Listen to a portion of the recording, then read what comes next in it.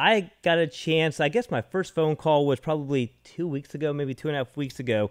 On a Friday, I was asked to give a lady a call who was looking at running for office. And, I'm thinking, we always want to have some great candidates out there. And I talked to her on the phone and asked her to tell me a little bit about herself, and just got completely blown away.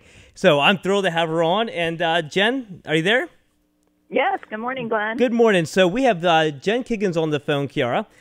So Jen, I've been hyping you up a little bit this morning, and there's no exaggeration, but I know the first time I shared your experience with someone, they about fell out too. So a lot of people, when they meet a retired F-18 pilot like your husband, they get, wowed. And I've been saying on the air that's amazing, but until you meet Jen. And at that point, you're like, oh, my goodness, and the story there and the history and the experience. So tell us a little bit about just your background before we get into the whole Senate thing.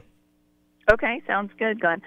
So I am a former Navy helicopter pilot. I flew H-46s and H-3 helicopters out of Naval Station Norfolk here for 10 years. I deployed 2 different times to the Persian Gulf. We did some things also in the Adriatic. We did humanitarian missions during the Kosovo crisis. We flew a lot of passengers, mail, and cargo. We also flew media, delivered a lot of things to refugee camps. That was during my sea tour time. And then after 3 years of that, I went to NAS Oceana, where I flew search and rescue for the jet squadrons on base at Oceana. And we also, in that capacity, were able to help with some flooding rescues after hurricanes locally, and earned search and rescue pins, and did 10 years of active duty. Got out of the Navy, traded my helicopter wings for keys to my minivan. We had 4 children. My husband was an F-18 pilot. He chose to stay and completed 20 years in the Navy. I got out, stayed home, and had children for several years. I still have the 4 kids at home. And then I decided I was going to go back to school on my GI Bill. So I went to Old Dominion University, to their School of Nursing. I earned my bachelor's degree in nursing there, and then wanted to be a geriatric nurse practitioner. Those are my favorite people, and that's my passion, is geriatrics. So I went to Vanderbilt University over in Nashville, where I was able to earn an adult geriatric primary care nurse practitioner certification. And I'm currently employed at EVMS. I work there long-term care and skilled nursing and rehab, and I also work in their memory clinic treating Alzheimer's disease patients, people with dementia, and their families. So that's a little bit about my background. I'm a veteran, bringing healthcare also to the table, and a mother. So that's definitely a key piece there. So 3 careers aren't enough. You got the 10-year Navy veteran helicopter pilot. Then you've got the career raising 4 children. Then you've got the career of a registered nurse practitioner. And now you want to go and have the career serving others in the Virginia Senate. Yeah, I think all those life experiences are really important to understand just different facets of life, especially from the Hampton Roads area, and bringing military background and veterans and appreciation for a strong defense and a strong Navy, Army, and Air Force. And then healthcare is such a hot topic these days. It's frustrating to watch people who don't have the daily healthcare experience try to make legislation about healthcare. So if we had more people in place who actually understood just the day-to-day nuances and the availability and accessibility of care issues, and that's my life. I live that with my patients. So I feel like those life experiences. Additionally, I've actually been a teacher in Japan. I taught English in Japan for several years.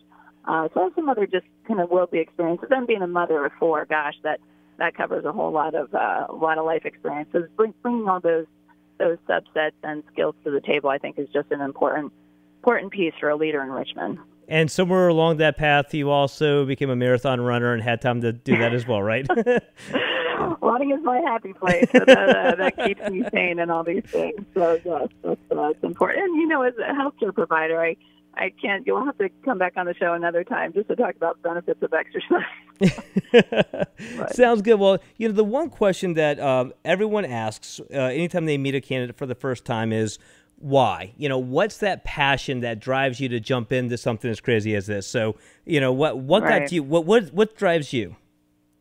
So it's been difficult to sit on my couch and watch TV and watch Virginia in the news. I feel like Virginia, it's great here. This is the best place to live. I choose to live here, raise my family here. I want to keep it an awesome place. I want Virginians to be proud to be from Virginia.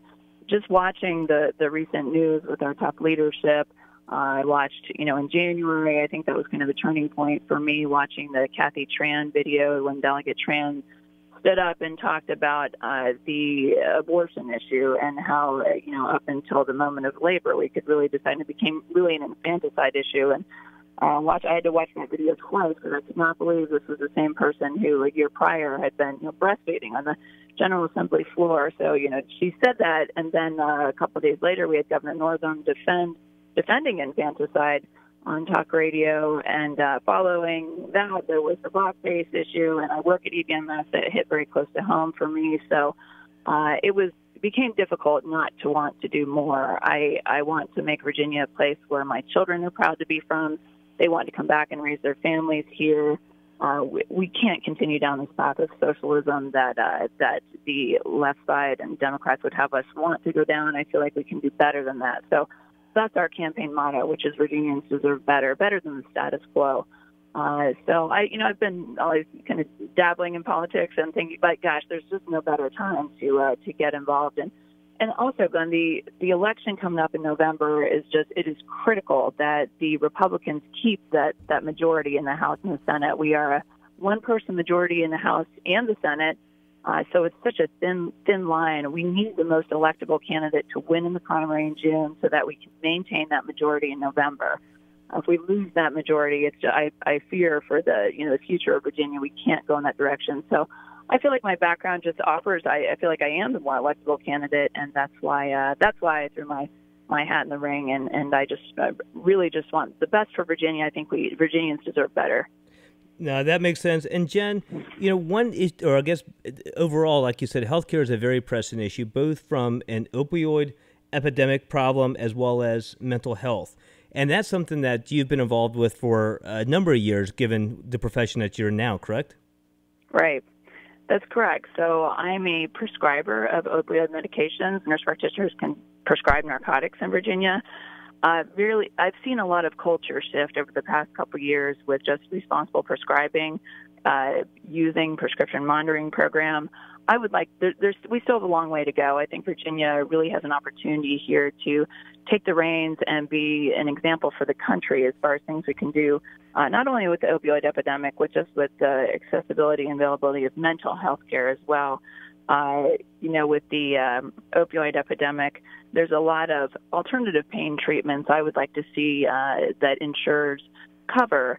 So patients have better accessibility to physical therapy, even chiropractors, dry needling, aquatherapy. There's a lot of different pain modalities. And I think rather than just writing the opioid prescription, we also need to get other healthcare professions on board, dental health, oral surgeons, the emergency room doctors. I mean, a lot of these guys we're doing better in the primary care setting, but we need to really rein everyone in. And 800 milligrams of ibuprofen frequently has the same therapeutic effect as writing that prescription for oxycodone. So I feel like we're going in the right direction, but we can do better. We can do better as prescribers. We can do better with education of our youth. I would like to see more education in place for that captive audience in the high school age group and before that even, so that children understand not only just the opioid epidemic and addiction, but just that we're talking more about mental health issues.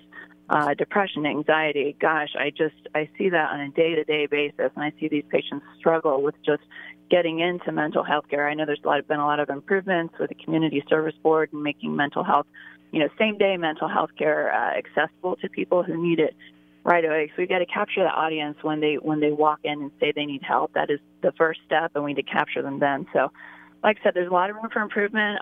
That's my life. I live that on a day-to-day basis, treating people with mental health issues, and I feel like having a healthcare provider who understands that enrichment is really going to help Virginia to go a long way. Gotcha. Now, a big issue, Jen, that we had pop up last year is the ERA, and as a woman yourself, and a lot of the challenges I'm sure you had coming through, especially becoming I would imagine very much in the minority when it comes to helicopter pilots. What's your thoughts on the ERA as you saw it kind of transpire this year? So I think I missed the memo that women did not have equal rights because I didn't grow up in that type of household. I had a working mother. and father, and I never thought I couldn't do anything that men couldn't do. It never entered my mind. When I showed up at flight school, I did exactly the same thing they needed to do. We reported on time, we did our mission, we did our homework, we did every flight. There was no differentiating between our genders, our religion, our race. It didn't enter the mindset in the military. We all wore the same uniform and we all did the same mission and worked towards that. So in my mind, I don't need a piece of paper. I don't need a march. I don't need a rally. I show up. I work hard. I do my job 110%. And I just don't need that particular piece of paper. I think the ERA could also overturn some laws and practices that benefit women right now, some workplace protections for pregnant women, the military draft. It's not going to erase the gender wage gap. So I just don't need, I was given equal rights through the 14th Amendment back in 1868, and then there's other laws that provide, equality in employment, education, and housing. So for me, everything I have done in life, it just doesn't require that extra piece of paper. I think we need to move past that. And as women, just continue to do what we're doing. We have a lot of women at CEOs, leadership positions, women flying F-18s. Women can do anything. So I think we should just continue with that mindset and push forward. No, it makes sense. And you mentioned something about wages and stuff, and today is April 15th, and people are getting ready to run out and wait in line at the post office and pay their taxes. So, we all talk about tax burdens up in the General Assembly. What are your thoughts on Virginia's tax situation, the burdens, and the issues that many Virginians are facing across the Commonwealth? Yeah, I think it really hit home for me. I have three teenagers, two teenage sons who recently got jobs over the past year or two, and the biggest impression it made is when my children were quoted a hourly wage. Well, they got their first paychecks, and their mom, my paycheck doesn't equate. How much I was making an hour and how much I earned here. And I was like, well, welcome to the real world. You guys are going to have a certain percentage of money taken out every paycheck for your taxes, and that's going to happen for the rest of your life. And the more money you make, the more it comes out. It's still shocking to me every year how we work very hard. My husband and I both work more than one job because I believe in that work ethic. But the more we work, the more it gets taken out. That's frustrating. That's frustrating for working Virginians. We earn that money. We need to keep that money. So I want people to work. I want people to contribute to society. I want people to be able to have that money and then invest in the local economy. So I am not a fan of raising taxes, and I think we need to really watch out for government spending. So no, I love that story on your sons too. I swear, I think people become look at the Republican and conservative principles the first time when they get that first paycheck and they realize, like you said, that what they thought they were going to be taking home wasn't what they actually took home. So right. It's and along with kind of the economy type thing, there's a big issue in Virginia that we've been talking about for a little over the last year, and that's casino gambling. And if you're elected, obviously that's an issue that you're probably going to be facing up there in the General Assembly next year. What's your thoughts on casino gambling? Casino gambling. So that is a hot topic, especially for the Norfolk and Portsmouth area. And casino gambling is more than likely going to be happening. Just looking at the Pamunkey tribe, they have ancestral ties to that area. They have proposed a $700 million casino for Norfolk waterfront. They're working to buy that land.